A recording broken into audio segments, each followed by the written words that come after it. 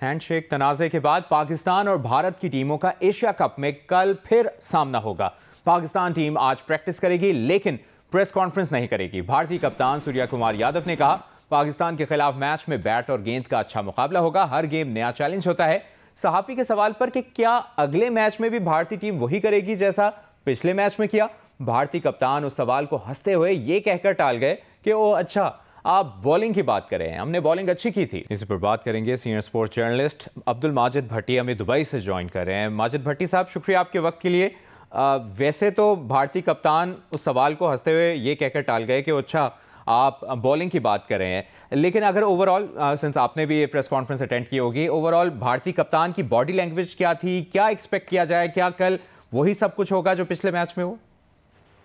जी हाँ मुबशिर, जो इस वक्त माइंडसेट नजर आ रहा है भारतीय क्रिकेट टीम का, वो उसमें तो मेरे ख्याल में कोई हमें तब्दीली नजर नहीं आ रही, बल्कि आईसीसी जहाँ इंडियंस डोमिनेट कर रहे हैं, वहाँ भी आप देखें कि फैसलों में भी कोई बहुत ज्यादा तब्दीली नजर नहीं आ रही। पाकिस्तान ने इतना कुछ कर दिया, लेकिन एंडी पाइक्राफ्ट को फिर इतवार के मैच के लिए भी मैच रेफरी रखा गया। लेकिन जहाँ तक सूर्या कुमार यादव की बात है, वो जरा हंसी मजाक में ही प्रेस कॉन्फ्रेंस करते हैं। जिस तरह कल उन्होंने एक और बात अपने प्लेयरों को कही कि भाई अपना कमरा बंद करो, अपना फोन बंद करो और सो जाओ, और वो हंसते रहे और इसी तरह बातें करते रहे। तो वो मेरे ख्याल में जिस तरह की बातें कर रहे थे, तो उन्होंने क्लियर कट कोई आंसर तो नहीं दिया, लेकिन लग ये रहा है कि जो हमने पिछले इतवार को माहौल देखा था, जो चीजें ग्राउंड में नजर आई, उसमें कोई बेहतरी नजर नहीं आएगी। क्योंकि कल जब ओमान के खिलाफ मैच खत्म हुआ, तो ओमान की टीम में एक पाकिस्तानी प्लेयर थे, आमिर कलीम, उनका कराची से ताल्लुक है। उन्होंने 2 विकेटें ली और 64 रन बनाए। तो मैच के बाद सूर्या कुमार यादव ने उनको गले लगा लिया। लेकिन अब जो सोशल मीडिया पे हम देख रहे हैं, तो बहुत ज्यादा ट्रोलिंग हो रही है, फिर सूर्या कुमार को गद्दार कहा जा रहा है। तो जो माइंडसेट एक इंडियन क्रिकेट टीम में है और इंडियन कौम में है, वो मेरे ख्याल में वही है कि पाकिस्तान के साथ किसी भी अच्छे तरीके से बर्ताव नहीं करना, और लग रहा है कि ये मैच भी कशीदा माहौल में और टेंस अंदाज में खत्म होगा और खेला जाए। और भट्टी साहब, पाकिस्तानी कैंप में इस वक्त क्या चल रहा है? मोटिवेशनल स्पीकर भी आए हैं, उनकी भी गुफ्तगू हुई है पाकिस्तानी क्रिकेट के खिलाड़ियों से, वहाँ पर क्या चल रहा है? देखिए, बिल्कुल मोटिवेशनल स्पीकर जो डॉक्टर राहील आए हैं, उन्होंने 2-3 सेशन कर लिए पाकिस्तान टीम के साथ।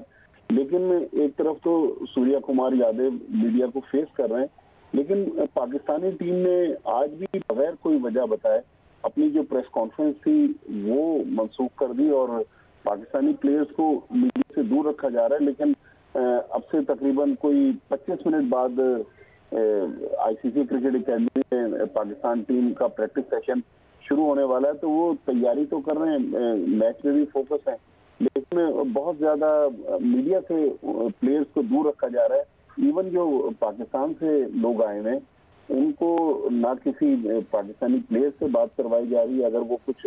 और ये भी कहिएगा भट्टी साहब, जिस तरह आप कह भी रहे हैं, पाकिस्तानी कप्तान नहीं आए प्रेस कॉन्फ्रेंस करने, और ना ही खिलाड़ियों को मीडिया तक रसाई दी जा रही है, मीडिया से दूर रखा जा रहा है, इसकी क्या वजह अब तक सामने आ रही है? कोई जराए से इस मुतालिक बात हुई है आपकी? देखिए, ऑफिशियली तो कोई चीज कंफर्म करने के लिए पाकिस्तानी टीम मैनेजमेंट और पाकिस्तानी मीडिया मैनेजर तैयार नहीं है। लेकिन जो एक चीज समझ में आ रही है, जिसका हमें अंदाजा हो रहा है कि चूंकि इंडिया से बहुत बड़ी तादाद में मीडिया के लोग यहाँ दुबई आए हुए हैं, तो मेरे ख्याल में किसी कंट्रोवर्सी से बचाने के लिए पाकिस्तानी प्लेयर्स को कि इंडियन मैच गुजर जाए, उसके बाद शायद मीडिया में एक्सेस मिल सके प्लेयर्स को।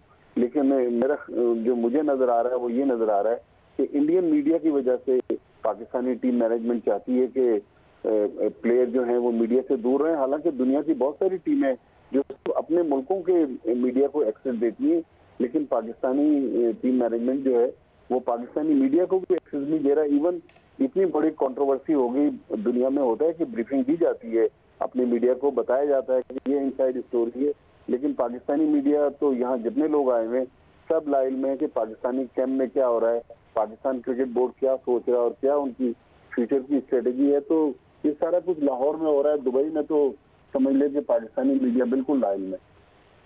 बहुत शुक्रिया आपका अब्दुल माजिद भट्टी साहब, आपने जियो न्यूज़ को वक्त दिया। आगे बढ़ते हैं, आपको बताएं मुल्तान में जलालपुर पीरवाला पर मोटरवे M5 का एक और हिस्सा सैलाब में बह गया। महकमा अनहार का कहना है कि नया शिगाफ पानी के बहाव से बढ़ रहा है। शिगाफ मजीद बढ़ने से रोकने के लिए इर्द गिर्द पत्थर डालने का काम जारी है। मोटरवे पर पहला शिगाफ जलालपुर में सक्खर से मुल्तान आने वाले ट्रैक पर पड़ा था। रात को नया शिगाफ मुल्तान से सक्खर जाने वाले ट्रैक पर पड़ा है। इस वक्त मोटरवे के दोनों ट्रैक की 6 लेन बह चुकी हैं। तफसील जानेंगे नुमाइंदा जियो न्यूज़ इमरान चौधरी ने हमें ज्वाइन किया है। इमरान चौधरी, क्या पता चल सका है मजीद? महकमा अनहार का क्या बताना है, पानी कब तक निकलेगा? जी देखिए, पानी की सूरत हाल ये है कि जो नौराजा भुट्टा का बंद टूटा था उससे दरिया सतलुज का पानी जो है वो वापस उस शरीफ रोड में जो कट डाला गया था चिनाब का पानी दूसरी साइड पे ले जाने के लिए, वहां से अब वापस शहर की तरफ और मोटरवे को मुतासिर कर रहा है। तो महकमा अनहार हुकाम की जानिब से चंद दिन पहले ये तजवीज़ दी गई थी कि अगर मोटरवे को मजीद नुकसान से बचाना है तो इसके अंदर कोई शगाफ डाला जाए ताकि दरिया सतलुज का पानी जो है वो दरिया चिनाब में जाए और वहां से वो हेड पंजनद पर जाए। तो इस तजवीज़ के बाद जो है वो चेयरमैन NHA कमिश्नर मुल्तान की सरबराही में एक कमेटी बनाई गई थी कि आया इस मोटरवे में शगाफ डाला जाए या ना डाला जाए। इसके ऊपर कमेटी के 2 इजलास हुए गुज़िश्ता 2 दिनों में। कमेटी जब किसी फैसले पे नहीं पहुंच सकी तो गुज़िश्ता रात जो है वो मोटरवे का एक और हिस्सा जो मशरकी साइड थी उसकी 3 लेन जो है वो बह गई, जिसके बाद आज सुबह हंगामी तौर के ऊपर डिप्टी कमिश्नर मुल्तान ने ये फैसला किया टेक्निकल माहिरीन से मशवरे के बाद कि दरिया सतलुज के पानी को दरिया चिनाब के पानी में डालने के लिए और फिर वो आगे हेड पंजनद जाने के लिए, उसके लिए ये जो मोटरवे के नीचे कुछ कुछ फासले के ऊपर दरे रखे गए थे पानी के गुजर के लिए, कोई बारिशी पानी या वैसे किसी पानी के गुजर के लिए, उन दरों के दरमियान जो पिलर थे उनको हटाया जाए और इन दरों को जो है वो चौड़ा किया जाए ताकि सतलुज का पानी जो है वो चिनाब में जा सके। लिहाजा डिप्टी कमिश्नर के मुताबिक अब उन दरों को खुला करने का फैसला हो गया और उन दरों को जो है वो खुला करने के लिए काम का आगाज कर दिया गया है।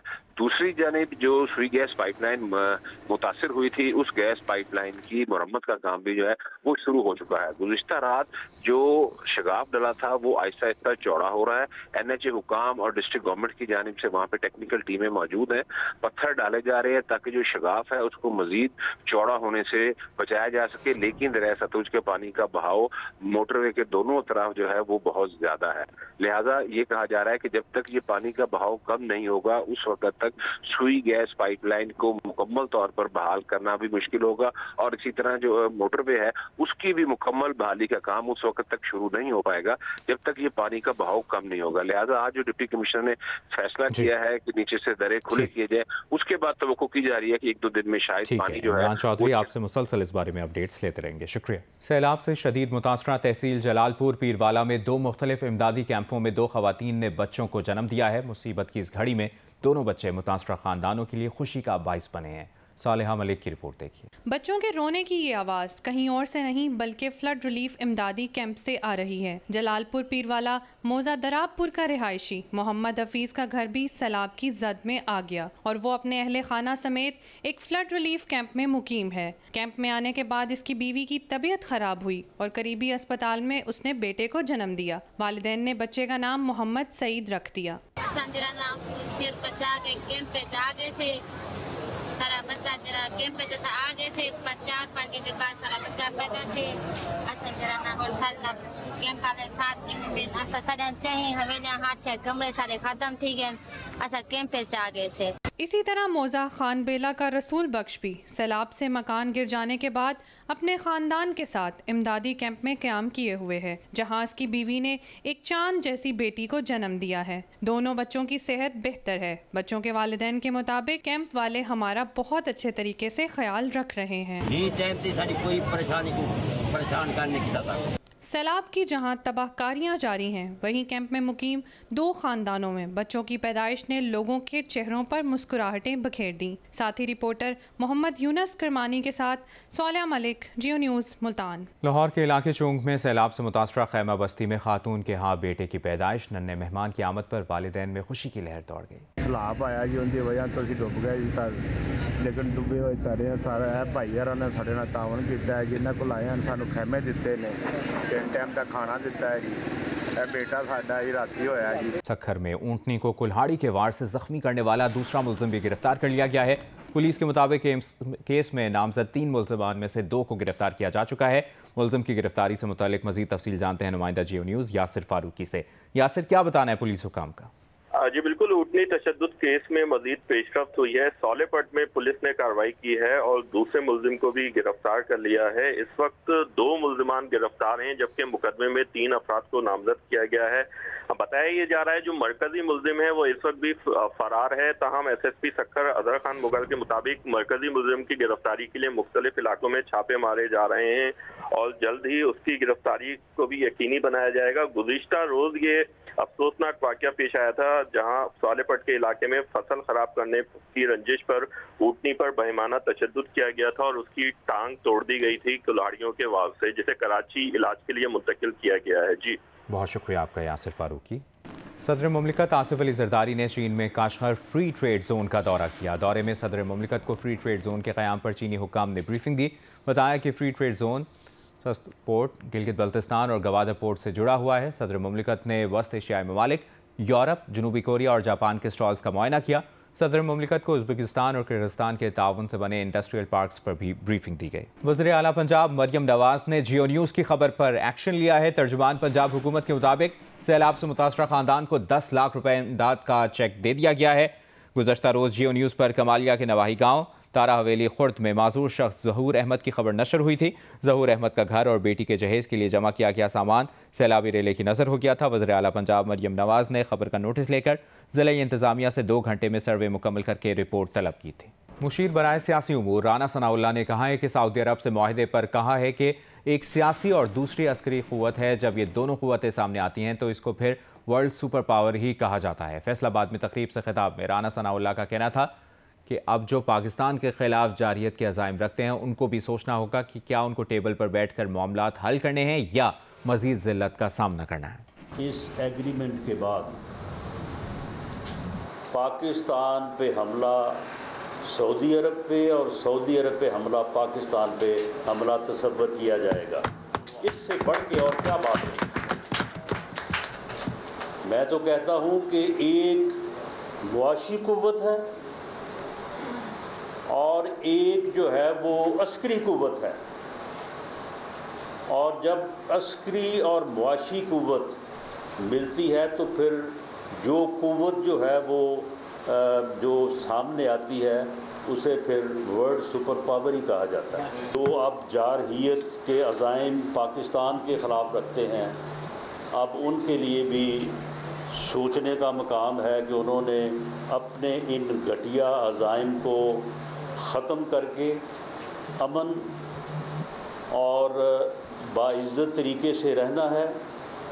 और जो मामला उनके साथ हमारा पिछले 78 साल से डिस्प्यूट चला आ रहा है उसे टेबल पे बैठ के हल करना है, या फिर जो है वो उन्होंने मज़ीद जो है वो ज़िल्लत कमानी है।